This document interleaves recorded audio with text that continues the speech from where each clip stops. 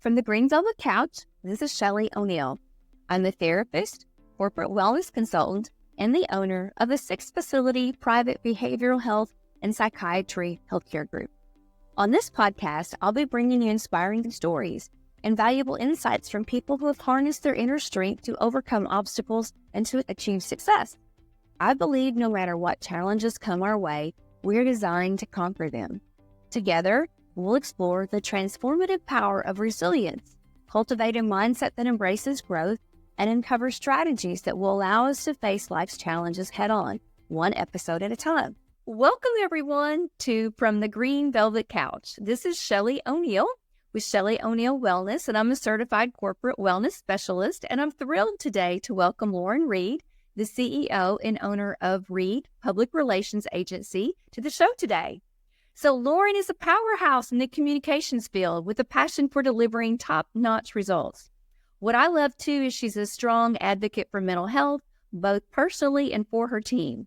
She develops boundaries and understanding of the importance of healthy detachment, which I'm so excited to dig into and talk about.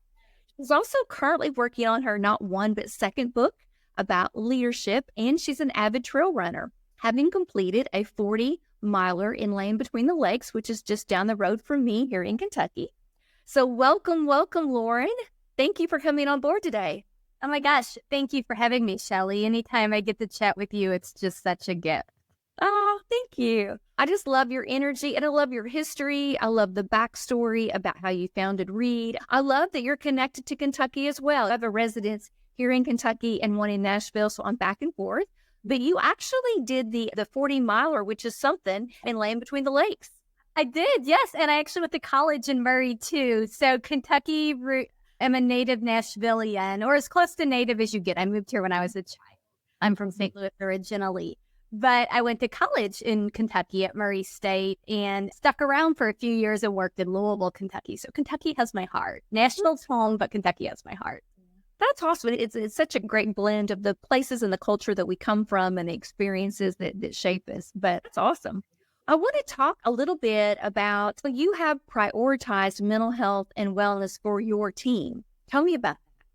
Yes, absolutely. I always say a company, an organization, always is going to take on the culture of its leader.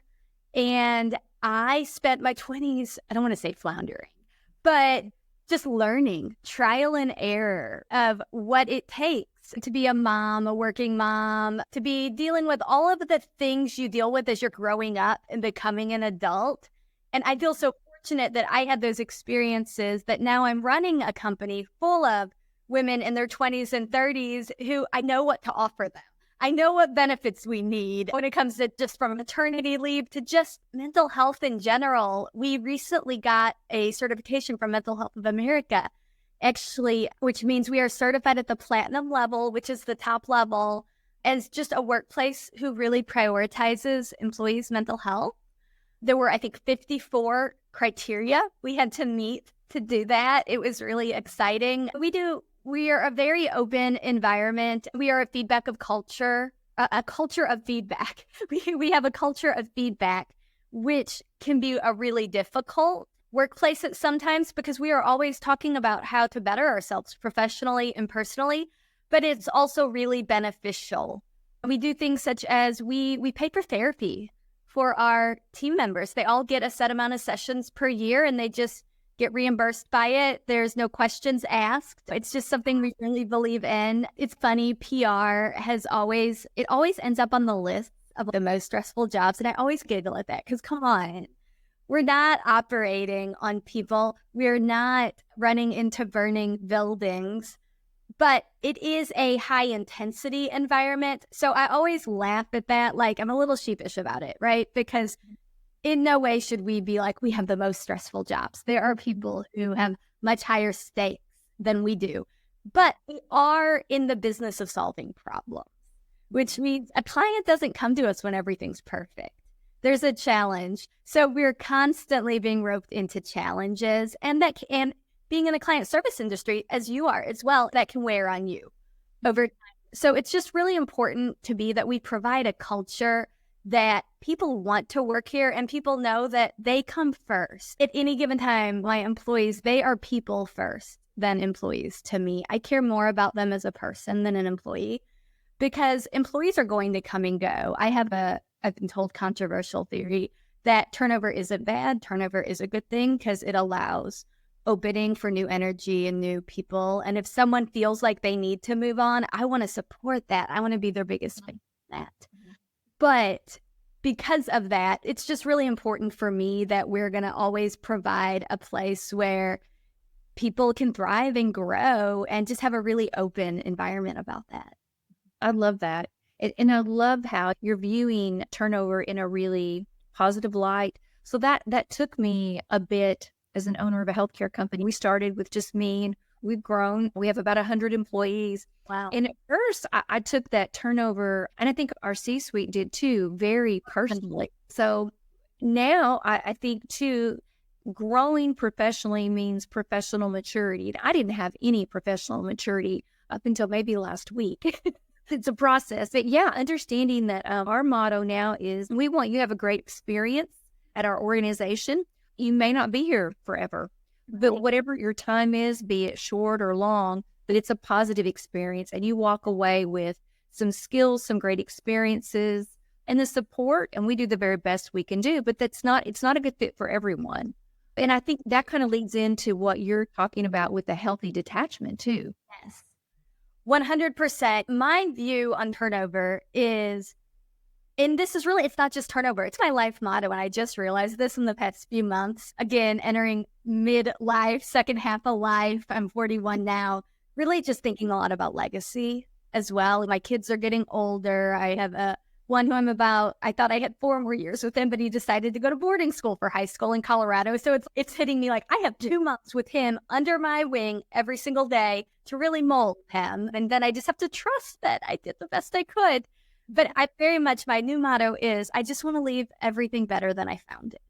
And that can mean so many different things. But if an employee comes here and they spend a year and then they need to move on, as long as they've grown in that year that they're here and they look back on their time and they're like, I'm better off for it, that's a win to me. Because then it's going to open up a new spot for the next person who we get to impact, who gets to impact us. We get to learn from each other.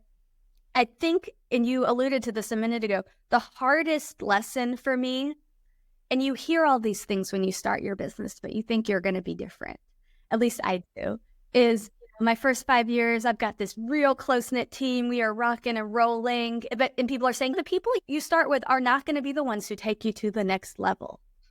And I'm like, no, not me. We're all in this together. And as an owner, at the end of the day, you're the only one who can't walk away. Mm-hmm. Right? A very wise comment. That's so true. Yeah. You're the only one who can't walk away. So that was hard for me. I realized recently, the first 4 years of my business, none of my employees are here anymore. Now they're all thriving. We're all each other's cheerleaders, but they don't work at Reed anymore. And I would have 10 years ago considered that a failure.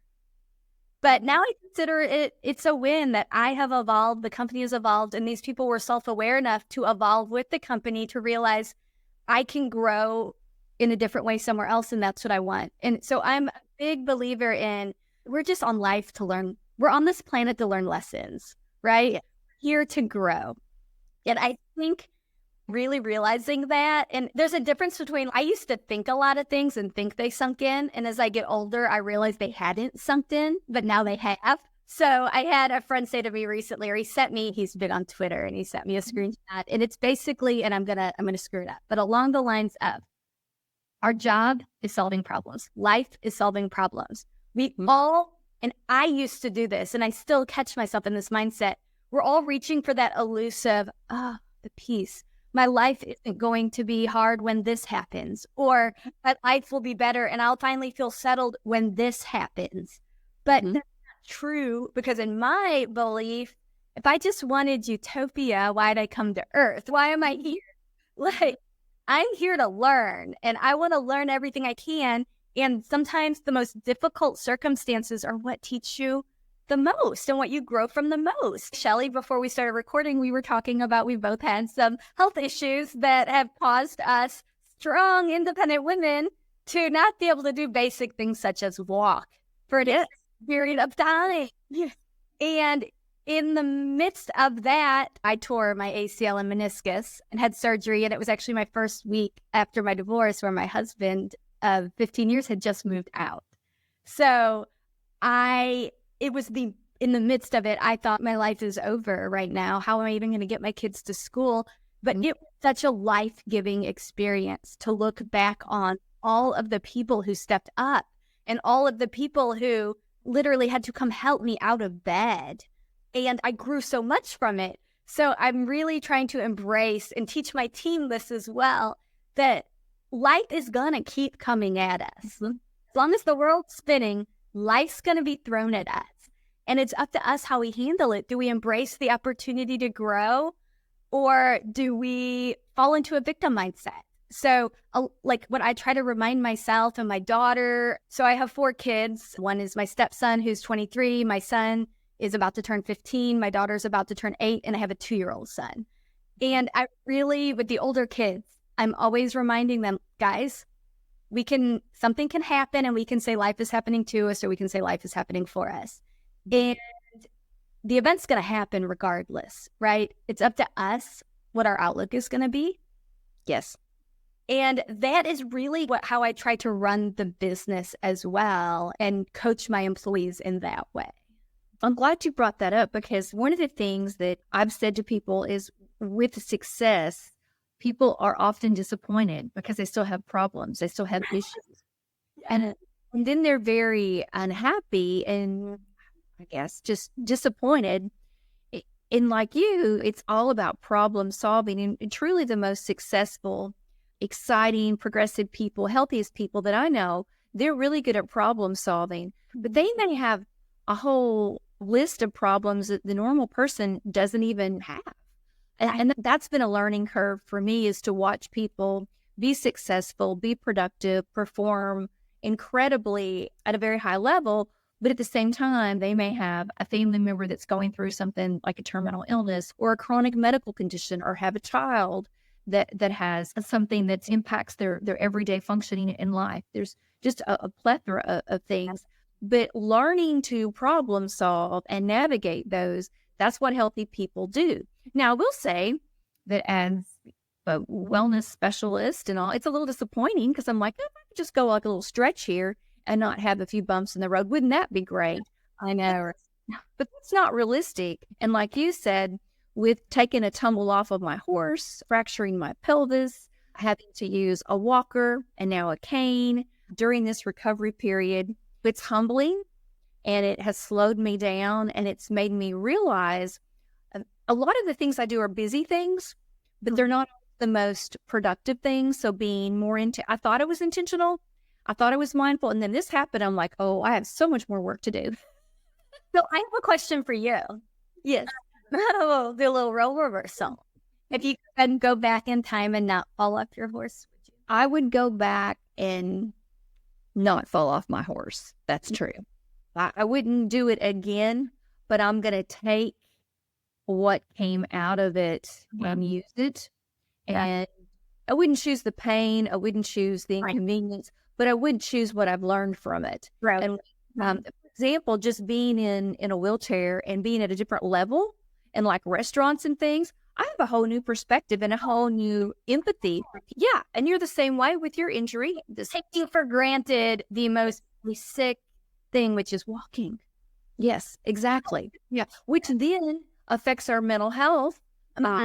Especially an active person, right? Because you ride horses. That's a passion. Mine is running and skiing. My injury was from skiing. And I didn't know who I was without that physical outlet of moving my body. I would feel it, the angst just inside of me. Because I was 37 when it happened, 38. For 38 years or 37 years, like I'm a super high energy person, but also to my detriment, because if I'm not going on runs every night or even walks or something, I have too much energy buzzing inside me, and like my ADHD just gets crazy. Yeah, a great way to really regulate the ADHD and your thoughts. And really, exercise and movement, not only is it linked strongly to longevity, but it's linked to our mental health. So speaking of that, tell me about how mental health plays a role in your new book on leadership. Absolutely. So right now, and I'm in the very beginning stages of this. My last book, which was a marketing book, was released a few months ago, I believe now. And so I'm in the very beginning stages of this next one. It's going to be on conscious leadership. So my husband and I have a consulting company called the North Node Leader, or it's North Node Consulting, but it's all on the concept of North Node leadership. And in astrology, he's actually an astrologer. That's how we met. Oh, it's my life. A lot of astrologers. That's so neat. My life is wacky. I love it, but it is kooky. So I met my husband, and I didn't know a lot about astrology. I had a girlfriend who I was into all sorts of spirituality. I've spent my 20s in a very evangelical church. I grew up Catholic, went to Catholic school my whole life. So I joke, I love it all. I'm not dogmatic on anything. Like anything that helps me feel connected, I just love. I'd seen intuitives and stuff, but astrology just wasn't my thing. I don't even think I knew I was a Scorpio at the time. I was just like, what's this mean? But I was quickly like blown away. Like it felt like my son says it best, the almost 15-year-old, it's like a blueprint. Like it's like God's blueprint, God's code to help you figure out your life. And there's something in astrology called a North Node. And the placement of your North Node, for those who are into this and believe this, is it helps indicate what you've asked yourself to learn in this life. Book is about North Node leadership because I'm a living example of when your daily work and what you do to make money, or what your daily life is, because there's a lot of really noble, I think being a stay-at-home mom is actually the most noble job in the world that I could never do. When that is aligned, when your work is aligned with your life path, like that is when magic happens and you can start to really have perspective on things. And so this book is just about my journey with that. I've spent 20 years working in PR agencies. I was at an agency in Kentucky for 8 years, and then I started Reed, which turns 12 in next month, which is crazy to me because that was blown by. But I've gone through periods of extreme burnout and thinking, is this for me? I don't want to do this anymore. And really studying that and learning ways to align what I feel like my life's journey is with my work and bring it together has made me feel like I got another 20 years in me now with this agency. Yeah. And you're right. I always think that the most interesting people, they're quirky. They're not a cookie cutter. And I love... No one's ever called me cookie cutter. When we talk about the 4 pillars of wellness, the spiritual health is just huge. And when I watch people truly recover from whether it's an eating disorder or alcohol and drugs or just a toxic relationship, spiritual health is always a part of that recovery.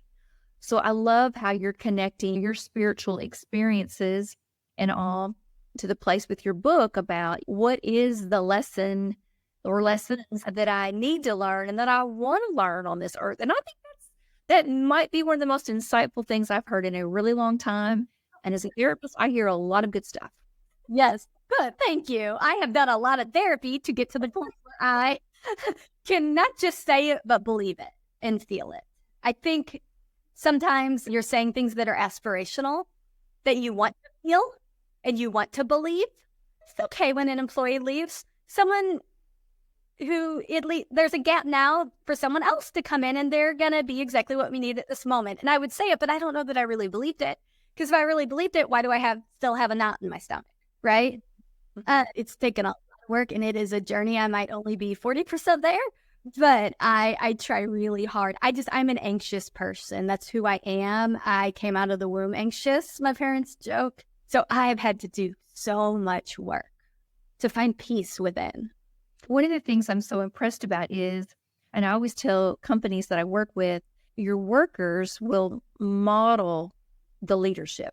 They will model your behavior. Your company culture is going to become the culture of the leader, whoever that is in charge at the time. The founder. So I'm the founder, I'm the CEO, and I'm still very much involved. I also have a president now, which has been such an amazing experience.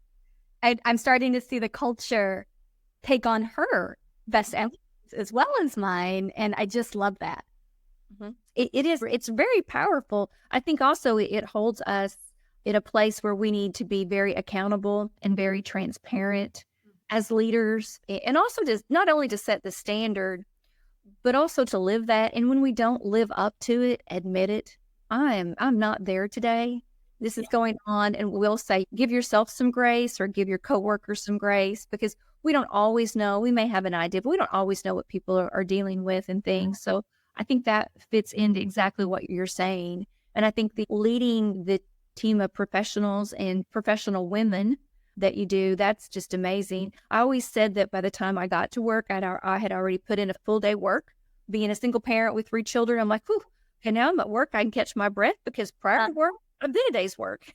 Yes, 100%. And if you're like me, the best work for me is using my brain. And it's not that I don't use my brain changing diapers, but it's a different, I love that my time with my kids can really be like, I get so much joy out of my work that then I can go home in my time with my kids. I can actually enjoy the school lunches and that sort of thing, because I get so much joy out of my work. Yeah. And I think it sets a standard for them as they grow up to choose something that you're passionate about. And all of us have had jobs that they were a job and we just needed to pay the bills, and that's okay. That's a part of life. But to work towards something that is purposeful and is very rewarding. I think that's work is not only about making money and creating and things. It's also about, as humans, our purpose and what we can create that does help the next generation. Well, the last question I have for you is, I use the 4 pillars of wellness: emotional, physical, spiritual, and financial health. How do you incorporate some of those or all of those into your own daily life? Because I'm always intrigued by high-functioning people like yourself. What do they do on a daily basis? Yes. So I learned over the years, and I love like the pillars, and I love that financial is in there, because I've learned over the years that the core of all of my anxiety is finances. It's security and lack of security. Done enough therapy to know why, circumstances, things like that, some experiences I had early on in my life that taught me, good or bad, the narrative in my head was a scarcity mentality. It's all going to go away. The rug's going to get pulled out from under me. No matter how much I do, it's not in my control. I learned through running my business, though, I've healed so much from that. But so financial, I've had to go back and forth on this because I can tend to be super neurotic. Like, I used to have a QuickBooks app on my phone, and I would look at it like 8 times a day. Mm-hmm. And I remember a therapist once being like, how about take that off your phone? What would that feel like? And I'm like, horrible. And then I think about it. I'm like, wait, I pay a bookkeeper. I have a CFO. Don't I think they're going to tell me? Do I think I know better than the people I pay to do things? So so for financial kind of health and wellness for me, I've had to let go of it. Mm-hmm. I've had to quit thinking there's not enough. There's this. So what I do now is I have a financial advisor she's wonderful. You had her on your show, Teresa Bailey. Mm-hmm. She's a dear friend of mine. I have turned it over to Teresa, and I'm like, Teresa, you tell me how much to put in my retirement. If I want to make a real estate investment or something, I run it by her, and I have full trust that if she says you can afford this, great. If she says I can't, my son wanting to go to boarding school in Colorado because he's very much like me. He's an Enneagram 7. He has a passion for outdoors. He wants to rock climb. He wants to be on the ski team, do all the things that do in Nashville. I wanted my kid to have the opportunity, but we're not boarding school people. We can't afford that. Like, I shut it down, right? Before letting my advisors in and saying, actually, you say education's a core value. You say life experience is a core value. You can't cover this. So financial, I've really had to learn to try not to freak out and believe the people who tell me things are okay. If my CFO says, you're doing great, I have to hear that and listen, right? Mm-hmm. So you said physical?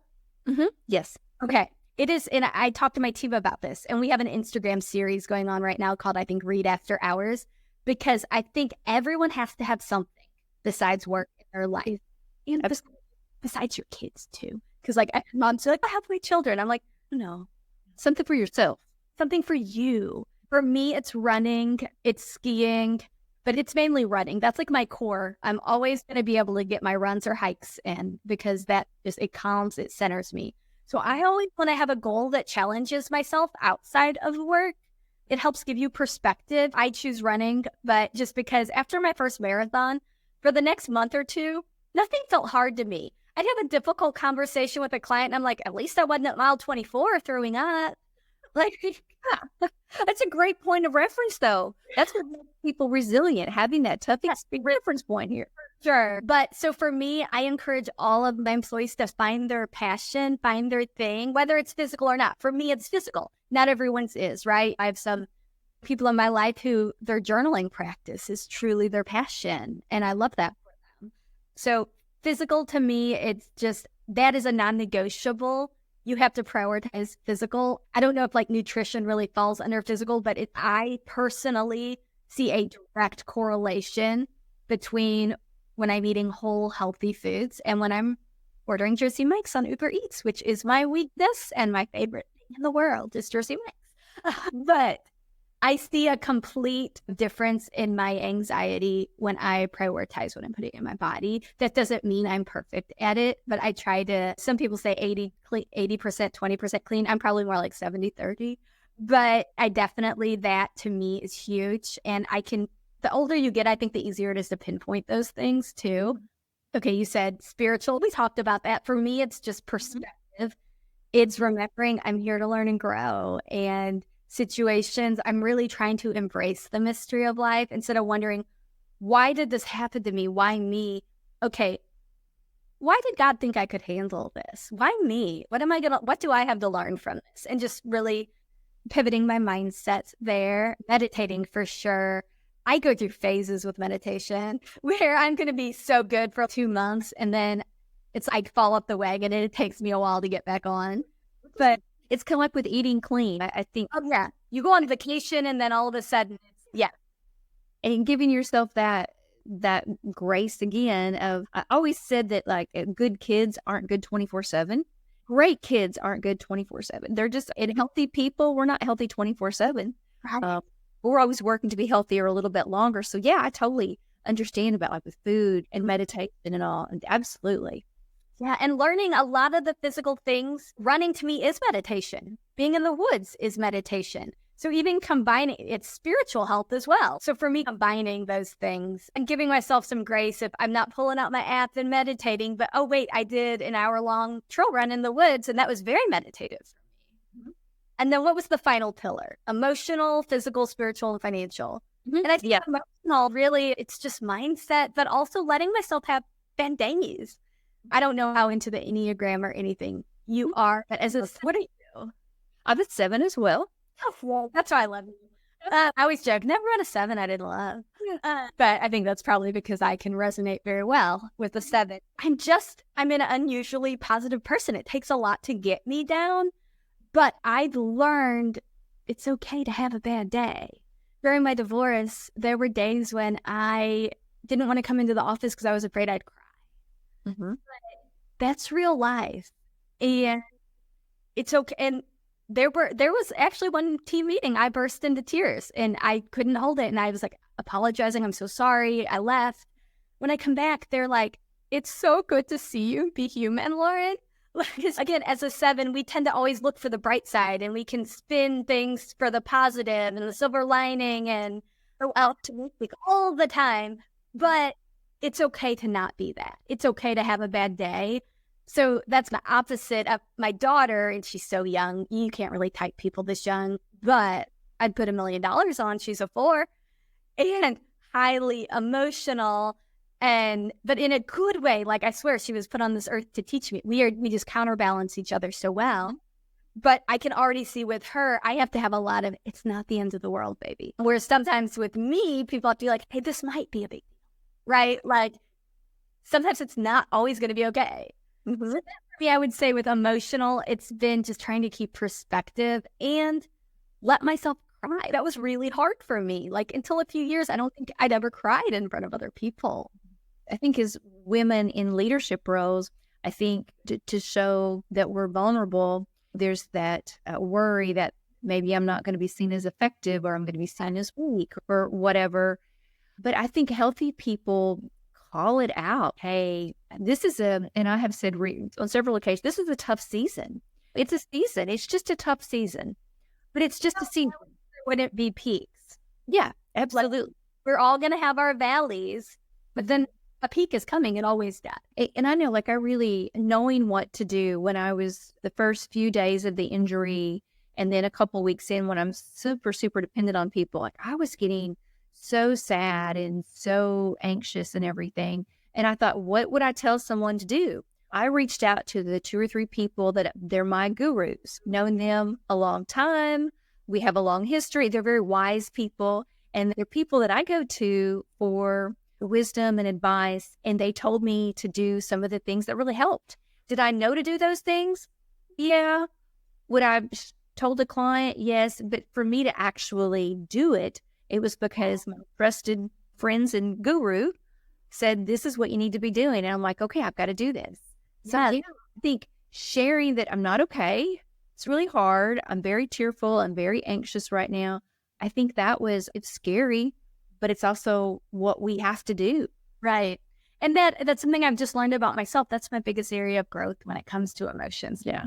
That's fantastic. Wow. I just love talking to you. I always learn, and I'm inspired by what you're doing and the legacy that you're leaving in the community. I know you're just a huge resource in Nashville, and then the legacy for your family as well, and the young women that are starting careers that are modeling after you. So those are all just really important things to be doing. So thank you for your time. It's been a wonderful discussion. I want to tell our listeners how they can follow your story and learn when your new book is going to be published, and how to contact you on social media and all of that. Yes. Okay. At read_PR on Instagram, and then readpublicrelations.com is our website. And then my consulting company with my husband, which is really astrology and leadership and conscious leadership, is thenorthnodeleader.com. I am writing this down. I am so intrigued by that. Oh, I would love to connect you guys. He would love talking to you. Yeah. And this is what, when we work with companies and work with clients, we tell people those connections and that network can really elevate us. The synergy and connectivity was just amazing. Yes. Thank you so much, Shelley. This was so fun. You're welcome. Thank you again. We'll be following you and looking for great things in your future. And I love having you in my life, and so appreciative of everything you do. So thank you all. Thank you to our listeners. Please follow Lauren. And now that you know, live your life to the fullest. Thanks so much for listening to Shelley O'Neal from the Green Velvet Couch. If you're enjoying the show, please rate, subscribe, and review where you listen to your podcast.